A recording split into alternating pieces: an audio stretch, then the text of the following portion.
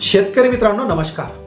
मित्रांनो, शेतीवर अवलंबून असणाऱ्या शेतकऱ्यांसाठी अलीकडे काही काळ हा मोठा आव्हानात्मक गेला आहे।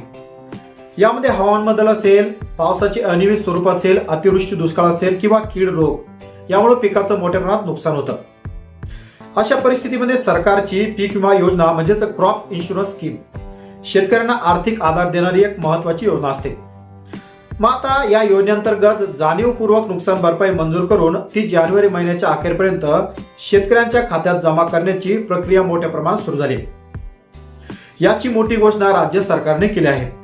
मग आता या योजनेचा उद्देश केवळ नुकसान भरून देणं नाही, तर शेतकऱ्याला आर्थिक स्थिरता आणि पुढील पिकासाठी तयारी करण्याची ताकद ही मोठी योजना देण्यात आहे। तर कित्येक शेतकरी आपल्या पिकाचं नुकसान झाल्यानंतर खटपट, चिंता आणि आर्थिक ताणाखाली येतात। त्यामुळं वेळेत भरपाई मिळणं त्यांच्या आयुष्यात मोठा बदल घडवते। पीक विमा ही सरकारची सुरू करण्यात आलेली सर्वात मोठी योजना आहे।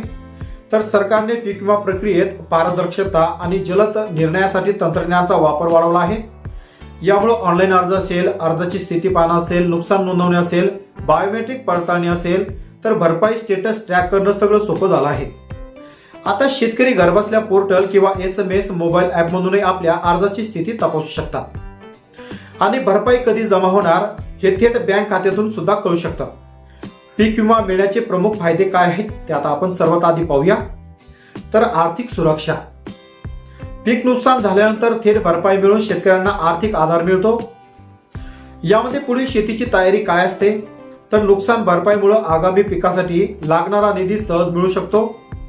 शेतकऱ्यांचा मानसिक ताण कमी होतो। तर अनिश्चित परिस्थितीत आर्थिक सुरक्षा मिळाल्यानंतर शेतकरी आत्मविश्वासाने समोरचं पुढचं काम करू शकतो।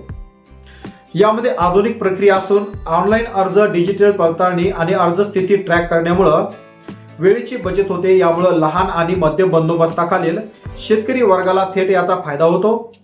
तर काही भागामध्ये हवामानानुसार पीक नुकसानीची पहिली नोंद गेल्या काही महिन्यापूर्वी झाली होती, परंतु तिथल्या शेतकऱ्यांना भरपाई मिळण्यास उशीर झालेला दिसत होता। तर आता शासनानं ती भरपाई जानेवारीच्या अखेरपर्यंत खात्यात जमा करण्याचा निर्णय घेतल्यामुळं शेतकऱ्यांच्या चेहऱ्यावर समाधान दिसत आहे। दरवर्षी शेतकरी पीक विमा भरतो, परंतु काही शेतकऱ्यांना पीक विमा मिळत नाही। तर पीक विमा का मिळत नाही याच्या चुका सुद्धा काही व्हिडिओमध्ये आपण मेन्शन केलेल्या आहे। पीक विमा प्रक्रिया सुरू करत असताना काही शेतकऱ्यांना अर्जाची स्थिती, कागदपत्राची पडताळणी किंवा आधार बँक लिंकिंग विषयक अडचणींचा सामना करावा लागतो। यामुळे शासनाने त्यासाठी नेटवर माहिती पुरवली असून जवळच्याच कृषी कार्यालयातून तुम्ही मदत उपलब्ध करून घेऊ शकता। यामुळे शेतकऱ्यांनी वेळेवर आपली KYC असेल, आधार आणि बँक तपशील अपडेट करून ठेवणं हे खूप महत्वाचं आहे।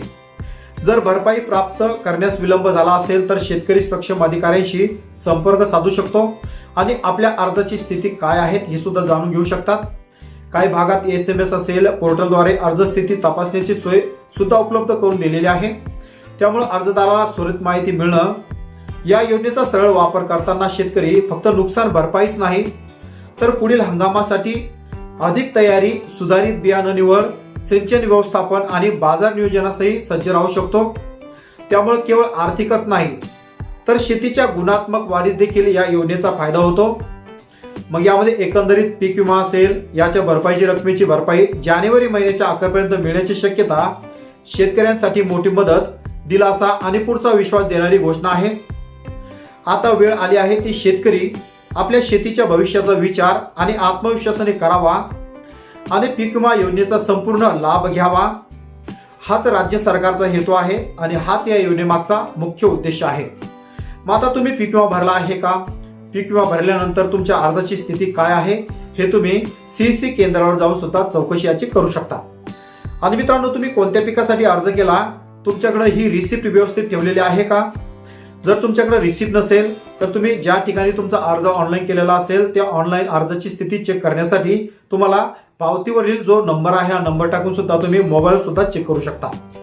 अशा प्रकारे जानेवारी महिन्याच्या अखेरपर्यंत प्रत्येक शेतकऱ्याला आपल्या पिकाचं नुकसान झालेलं असेल तर नुकसान भरपाईची मदत नक्कीच सरकारकडून मिळणार आहे।